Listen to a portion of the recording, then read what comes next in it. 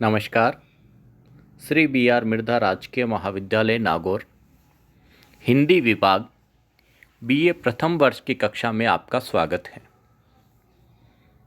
आज हम सामान्य हिंदी या जनरल हिंदी के पाठ्यक्रम के बारे में चर्चा करेंगे।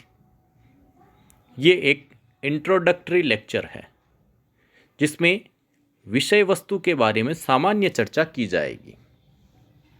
सामान्य हिंदी जिसे जनरल हिंदी भी कहा जाता है,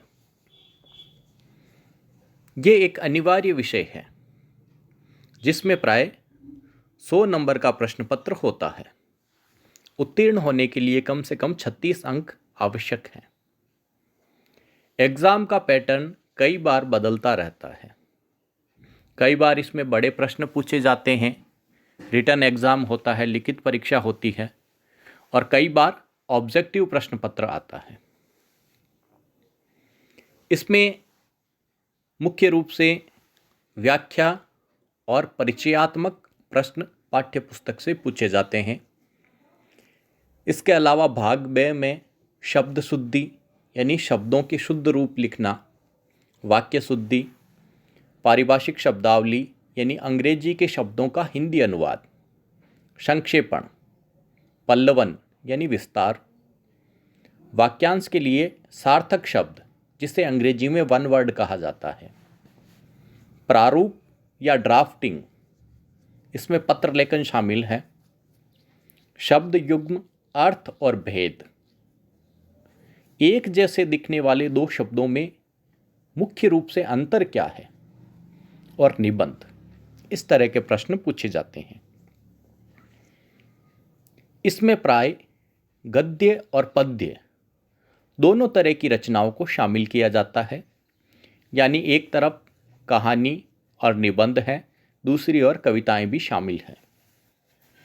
गद्य संकलन में पहली रचना का नाम है ग्रामोत्थान, जिसके लेखक हैं नानाजी देशमुख। छगनलाल मेहता की दूसरी रचना जिसका नाम है पर्यावरण और सनातन दृष्टि।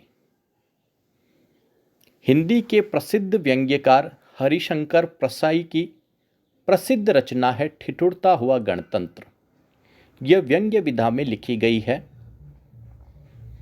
पूर्व राष्ट्रपति श्री एपीजे अब्दुल कलाम की रचना अग्नि की उड़ान के 16वें परिच्छेद को हमारे सिलेबस में शामिल किया गया है।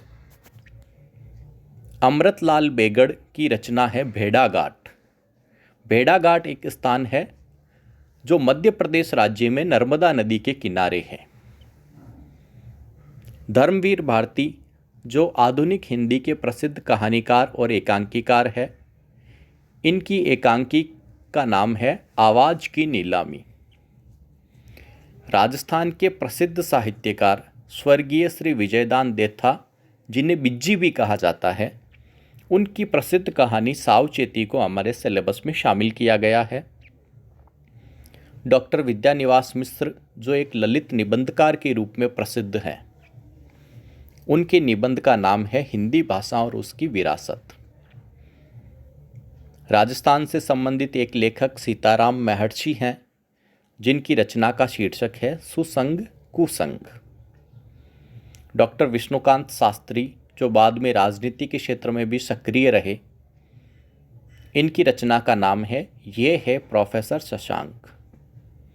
और प्रोफेसर सूर्य प्रसाद दीक्षित की रचना तुलसी के काव्य में कुराज और सुराज को हमारे गद्य संकलन में शामिल किया गया है। इसी तरह कुछ रचनाएं पद्यात्मक हैं, कविता के रूप में हैं, जिनमें भारतेंदु हरिश्चंद्र, जिन्हें हिंदी साहित्य में आधुनिकता का अग्रदूत कहा जाता है, भारतेंदु की प्रसिद्ध रचना गंगावतरण को शामिल किया गया है। भारतेंदु के बाद में जो युग आया, जिसे द्विवेदी युग कहा गया, इस युग के प्रसिद्ध कवि हैं अयोध्या सिंह उपाध्याय हरिओद। हरिओद जी की रचना प्रिय प्रवास के गोवर्धन धारण प्रसंग को हमारे सिलेबस में शामिल किया गया है। राष्ट्रकवि मैथिली शरण गुप्त की भारत वंदना के साथ ही रामधारी सिंह दिनकर की परशुराम प्रतीक्षा के एक अंश समर शेष है को हमारे पाठ्यक्रम में शामिल किया गया है।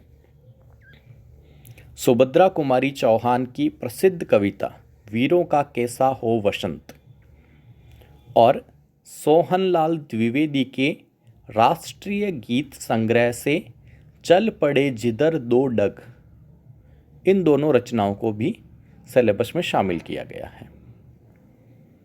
दया कृष्ण विजय की रचना है श्रम और इंदु शेखर तत्पुरुष जो राजस्थान के कवि हैं, इनकी रचना भारती की साधना को भी हमारे पाठ्यक्रम में शामिल किया गया है। तो इस तरह सामान्य हिंदी के पाठ्यक्रम के बारे में हमने चर्चा की। ये एक कंपलसरी सब्जेक्ट है। इसके साथ ही आप में से अधिकतर विद्यार्थियों ने वैकल्पिक विषय के रूप में ऑप्शनल सब्जेक्ट के रूप में हिंदी साहित्य का चयन किया है। तो कल की क्लास में हम बात करेंगे हिंदी साहित्य के दोनों प्रश्न पत्रों के बारे में। इसका जो प्रथम प्रश्न पत्र है उसका शीर्षक है प्राचीन काव्य और द्वितीय प्रश्न पत्र का शीर्षक है हिंदी भाषा और साहित्य का इतिहास।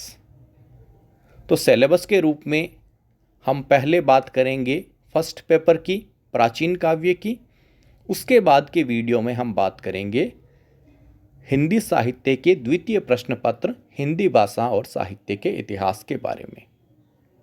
आप सब विद्यार्थी कॉलेज के YouTube चैनल से निरंतर जुड़े रहें।